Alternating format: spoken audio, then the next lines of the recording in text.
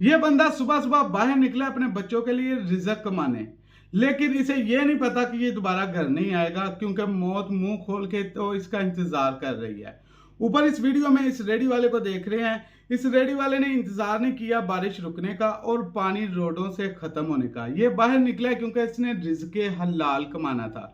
ये बाहर निकला, इसने फ्रूट की रेडी लगाई है, लेकिन रेडी एक चौक में लगाई है जिधर एक बिजली का टावर था।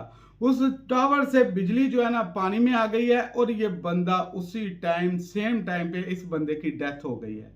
पास में जितने दुकानदार थे सब ने बहुत ज्यादा कोशिश की है और कोशिश कर रहे हैं। ऊपर आप वीडियो में देख रहे हैं कि सब कोशिश कर रहे हैं कि इस बंदे की जान बचा ली जाए, लेकिन ये बंदा नहीं बच सका। जब भी तेज बारिश हो और रोडों के ऊपर पानी खड़ा हो, प्लीज एहतियात किया करे, बाहर ना निकला करे, नहीं तो इस आदमी का हाल देख ले क्या हुआ है।